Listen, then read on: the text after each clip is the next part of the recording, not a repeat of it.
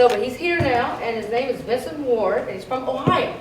And as I'm talking to him, I see the other day, I see it's like, I did a movie with this guy, 20 years ago. I know this guy, and he was in my Bring It Down house. I'll let him tell all that stuff. So, Vincent Ward. Yay!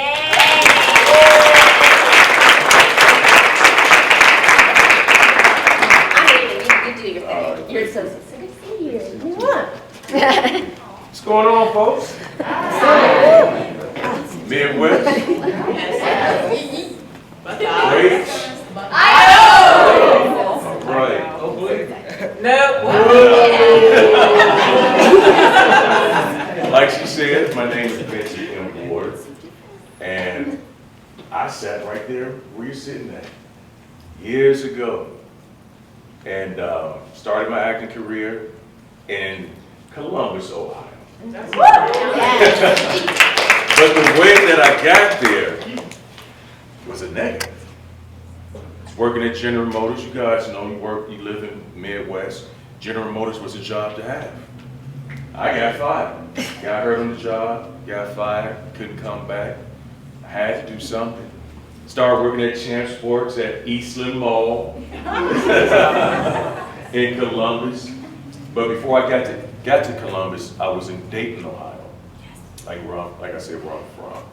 And became the #1 salesman at Champ Sports. They saying you're doing such a great job. We want to train you as assistant manager, but you had to move to Columbus. I moved to Columbus, became the #1 salesman in the district there. This is when they had Westland Mall, Northland, but I worked at Eastland. And one day the general manager came, he said, how far you want to take it in the company? You're doing such a great job. I said, hey man, I'd like to have a position like yours one day. 2 weeks later, I was fired. Seriously, I was fired. Now I'm sitting there and I'm thinking like, man, GM, Champs, what am I gonna do? 3 weeks later, I went and saw my very first play at 44 Washington Boulevard in Columbus called Living the Dream Theater. And that day I fell in love with acting.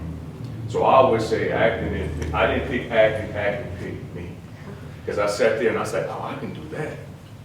3 weeks later, they had auditions. I didn't even know what an audition was. I went in there, I got the part though.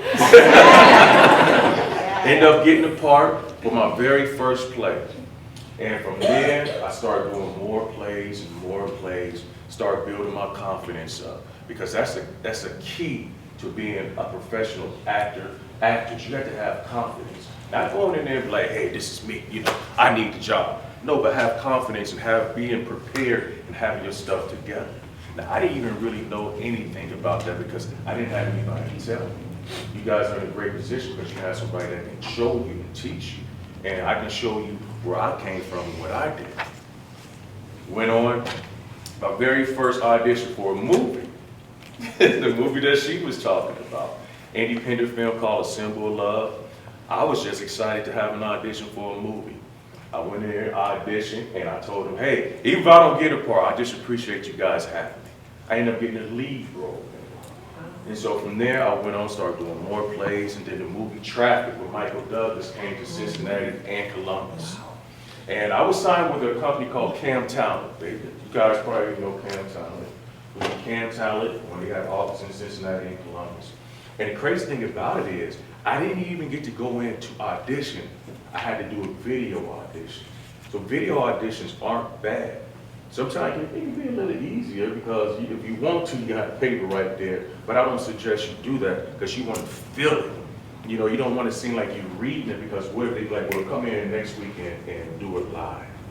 And when you do it live, then they get the feel of your personality and who you are and to see if you really and truly did the reading by knowing the material. So I end up getting a part in Traffic. I'm excited. I tell my parents, I'm moving to LA. I'm out of here. They're like, you don't even know anybody out there. I said, I don't care, I'm gone. So I packed up, but before I left, Champs tried to give me my job back. I told him no. I found something that I love to do. GM cut me a check for $10,000 saying, don't come back. So everything that you might think is a negative might be a positive to move you into what you really and truly should be doing in life, your love and your passion. But I sat there and I'm like, man, I lost my jobs. But if I would have still been at work, if I was been working at GM, I wouldn't have ran across Champs. If I wouldn't have ran across Champs, I wouldn't have been able to audition for whatever.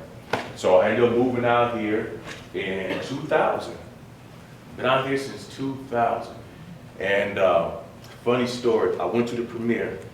Now, me and my parents already told everybody, my son with Michael Douglas. Y'all had to check him out with Michael Douglas. I told everybody, I'm with Michael Douglas. You know, I ain't got high head, I ain't got to decide myself.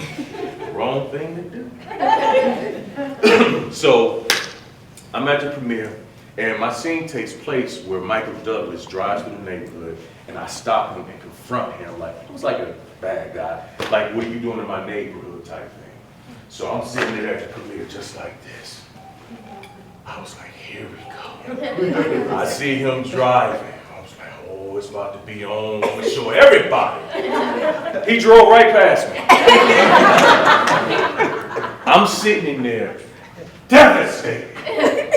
I couldn't believe it. That's the only thing I could think about is everybody's gonna think I was lying. Everybody's gonna think my parents was lying about me being in the movie with Michael Douglas. And I'm sitting there, the credits is rolling. And then all of a sudden I see my name in the credits. And my buddy was like, man, you should be happy. You know, your name in the credits, because his thing got cut out too. I was like, no, I don't care about that. I mean, after the residuals started coming in, I cared about it.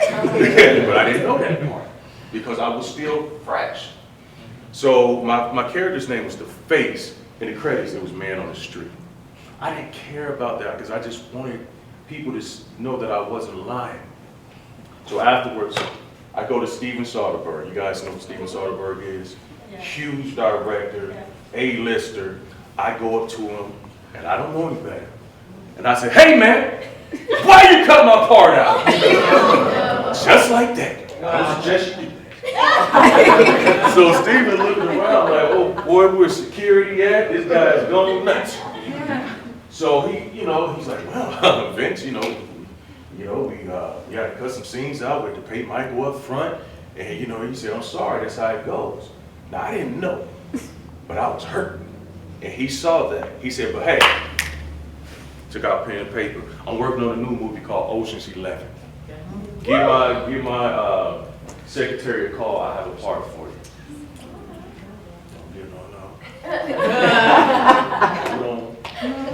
So here we are again at the premiere of Ocean's 11.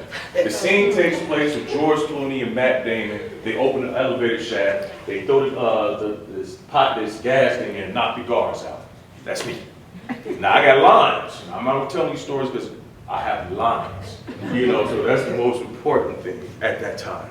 So I'm like, here we go. Can't do it to me again. This time, he slides it in, and music is playing on top of my voice. I told myself that day, this has never ever happened to me again. So the movie Bringing Down the House with Queen Latifah and Steve Martin comes. I had 3 words. Before I got done, I had 33 words. Once again, I would suggest you do that. But everything that I added, they kept. Because in my mind, I started thinking about Champs. I started thinking about GM. I started thinking about traffic. And all that other stuff. So, but you have to humble yourself. Me coming out here 20 years ago, just because I did some plays, an independent film, and the movie Traffic, was very humbling for me. Because when I came out, I probably shot out like 75 emails or mailing it to different managers and agents. And you know how many people hit me back? 2! 2 people hit me back. And one, I went to their office and didn't even speak to me. I sat there like 20 minutes. So I started getting like, wait a minute, you ain't gonna have me sit up in there no 20 minutes, don't even talk to me. So I left. So now I go to the other one. And they say, yeah, we'd love to pick you up. I said, all right, please, all right, thank you. So I ended up signing with them. But once again, it's learning. You have to learn the business. Anything that comes quick, it's always something behind that. You know, you're pretty, something behind that. You're a guy, something behind that. You always want to take your parents with you if you're young. If you have a attorney, take your attorney, but always have somebody there to help with the meetings and stuff. You know, don't go in there and be blindsided like I was. You know, but time has gone on. I've done shows such as Psych, True Blood. I got a story for The Wire. This was the last season of The Wire. I used to love The Wire. So I was already in Baltimore filming an independent film. 3 people, 3 different days, 3 different locations. I told them, I'm gonna go see the casting director and try to get on The Wire. All 3 people said, don't go in there. That lady's mean. I'm like, what? What do you mean she's mean? Don't go in there. I went in there anyways. I put a little package together. I go in there, I introduce myself to the secretary, and she says, oh, I go tell, I ain't gonna say her name. So I go and tell such and such. All of a sudden, and she's right there by the wall. All of a sudden, I heard her say, I don't give a who he is, he don't step in my effing office without effing calling. Secretary comes back out and she said, I guess you heard that. I said, yeah, she's right there. You know what? Right there. So I left. I said, sorry, came in unannounced. I left that package right there. Hour later, I get a phone call from her. She says, I want you to come in for an audition. I went in for the audition, and she said the reason she acts like that because people are unprepared. People come in and waste my time. They don't have their stuff together. So you always have to be. That was some serious scratching. You always have to be prepared. And sometimes, hey, don't listen to your friends. Sometimes you got to take a chance. Only thing they can say is no. I've taken plenty of chances. I'm not suggesting you do, but I never want to be that shoulda, coulda, woulda person. Oh, what if I woulda? Oh man, I shoulda. Oh, well, I coulda. No, you don't ever want to be that. Going back to the story with the casting director, so she allowed me to audition. She said, I want you to come back for a call back. I was like, true story.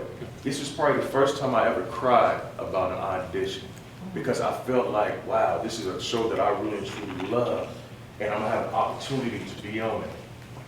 I go back for the call back. It's me and 5 other guys. At this time, I'm like 33. These dudes are 60. I'm like, why am I here? It was for a pastor that was doing money laundering in his church. So they never thought about somebody my age being a pastor. That I could play that part. Long story short, I ended up getting the part. But if I would have listened to my friends, I would have never even had the opportunity. So, I've been out here for going on 19 years, really. And most people know me as Oscar from The Walking Dead. I don't know if you guys. From The Walking Dead. And I didn't even know what The Walking Dead was. I had no clue. My thing was, I get to audition for a show. Because I never put one show above another. As an actor and actress, you just happen to be working or get an opportunity to work and audition for shows. So, people like, well, are you excited about it? I'm like, no. Yeah. So, but, yeah, you guys have any questions? The package that you have, what's the minute? Headshots, bios. Make sure your headshot and your bio is the same length. Don't go in there asking, okay, well, can I staple it on there and can I cut it? No, always have it together. So you must have did, always have it together. Be professional. You got to walk in there once again with confidence, letting them know, why not me? I can do this job.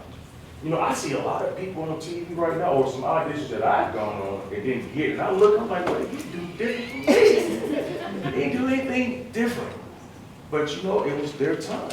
You get the next one. At least you got in the door. That's the key, getting in the door to be able to audition so they can remember you.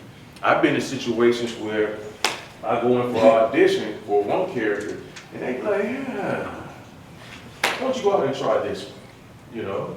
I hate that because I got stuck. You know, I'm not one of those guys that can just have it memorized right there. And you don't have to have it memorized, you just have to be familiar. You have to have, you got to feel like, okay, well, he doesn't have it memorized or anything like that, but we can see him doing this part.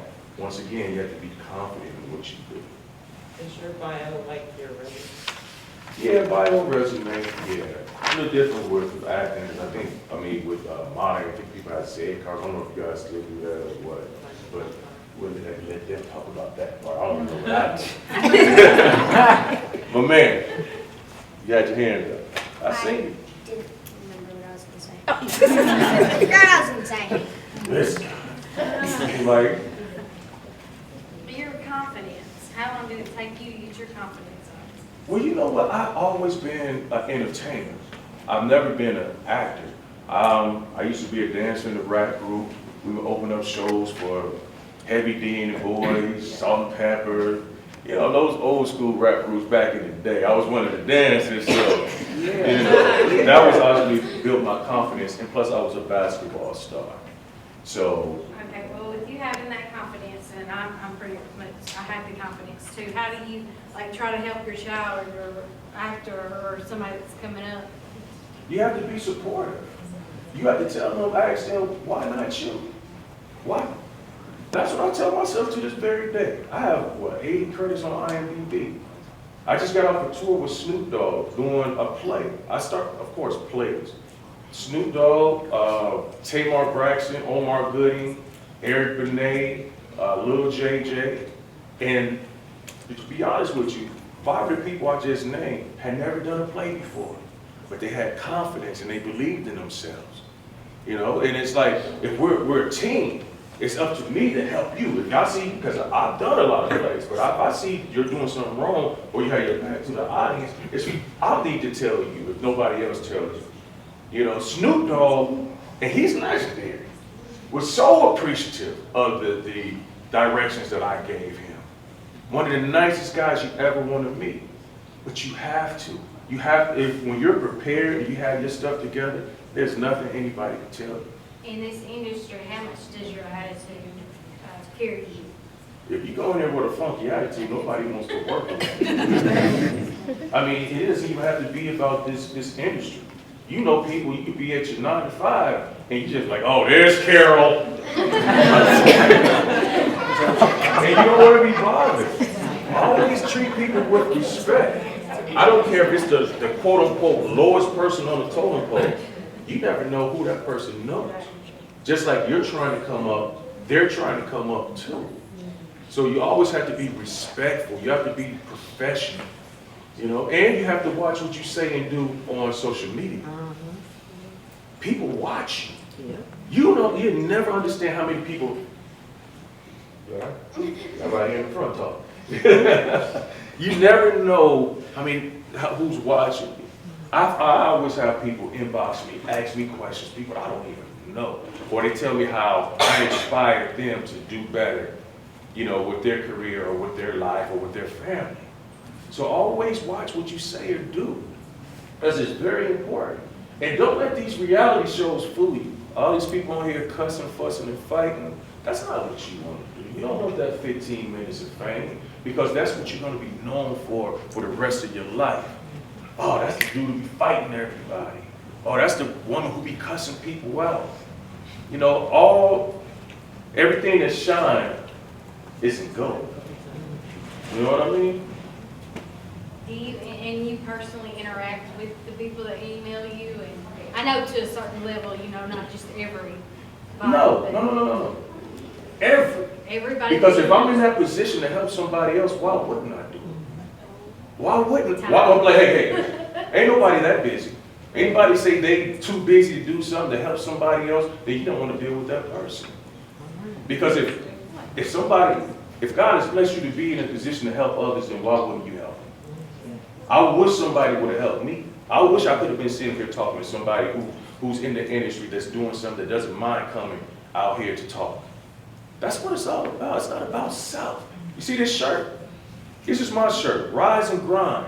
Every day you got to get up and do something positive to better your life. Not just your life, but somebody else's life. And if it's coming out here to talk to somebody, to try to help them to see how you did it, or see what not to do, then that's what I'm supposed to do. I admire you for that. Amen. It's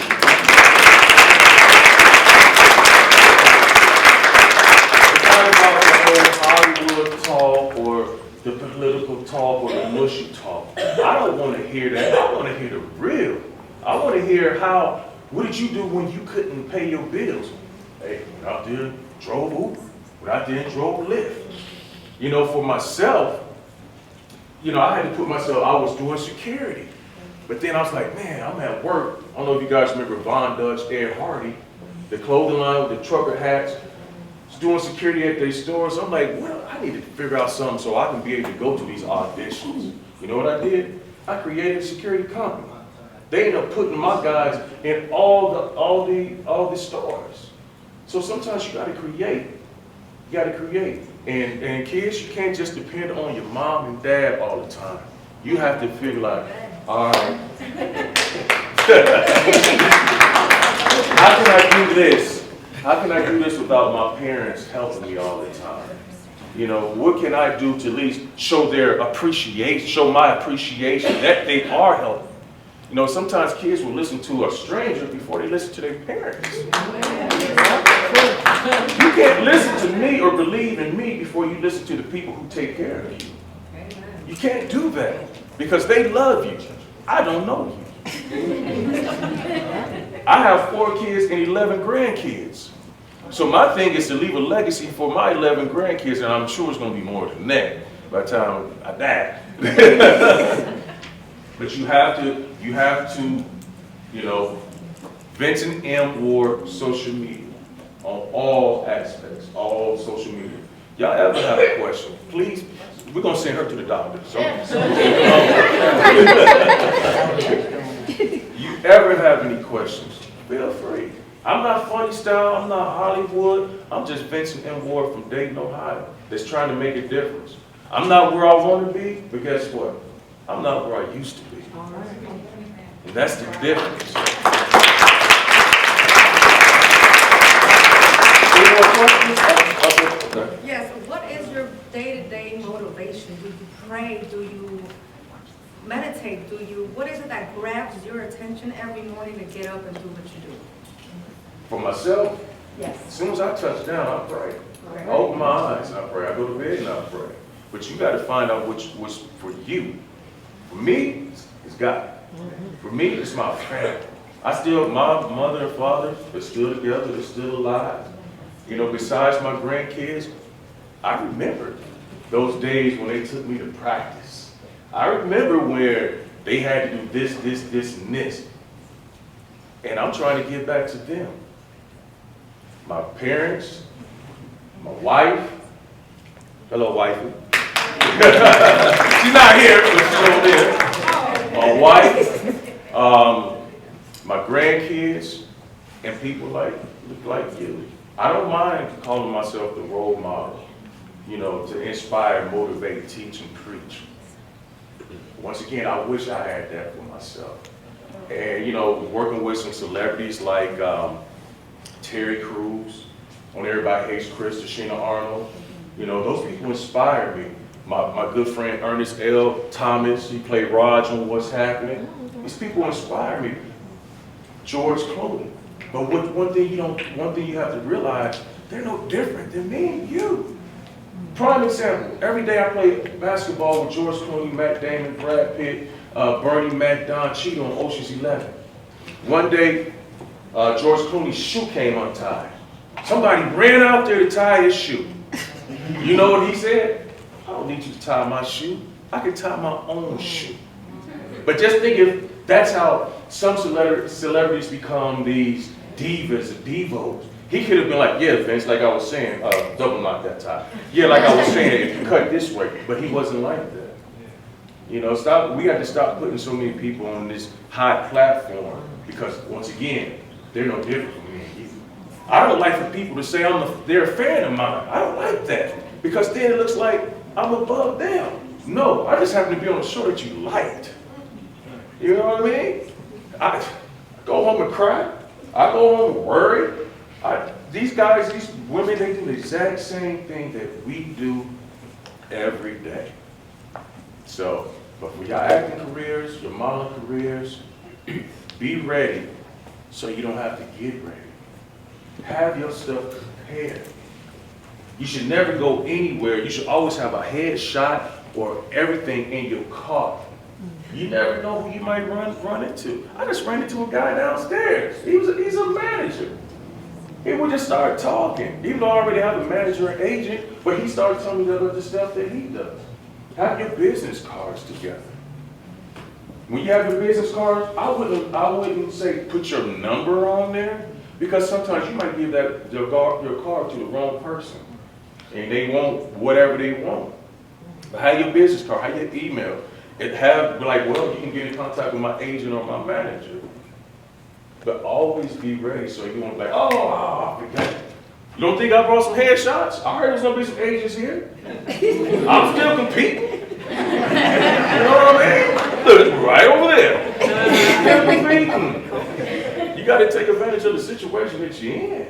We're going to hide you behind the door for a little while. Yeah. Any more questions? I know I talked your head off. I can go all day. Go ahead. Have you ever been starstruck? And can you tell us a story when you found someone that you really did say, ooh? Michael Jackson. I went to this event, and you walked past, and I just looked at him. It's Michael Jackson. Michael Jackson. You know, and it's just like, he's walking, he's just doing this whole Michael Jackson thing. But that's about it. That's a legend. And I did a show called Hot in Cleveland. I actually just posted a video the other day because it was Betty White's birthday. Oh, yeah. So I was honored to do a scene with Betty White. I mean, that's legendary. The word celebrity is out the picture. You can have 1 million people, you can have 1 million followers, and people think you're a celebrity. You can twerk all day, every day. You're a celebrity. The word celebrity is out, but the word icon and legend can never go anywhere. You know, so once again, let's watch what you guys post. You guys know what's going on in this world. Everybody's not your friend. Everybody's not who they say and claim they are. You know, somebody tell you, oh, I got a job for you. Make sure you Google them. Make sure you do some research on who you're talking to or who's supposed to be helping you. You never, hey, I heard, hey, I can do this. Like, no, you can't do nothing. I don't want anything from you. So just be professional and welcome to LA, Midwest.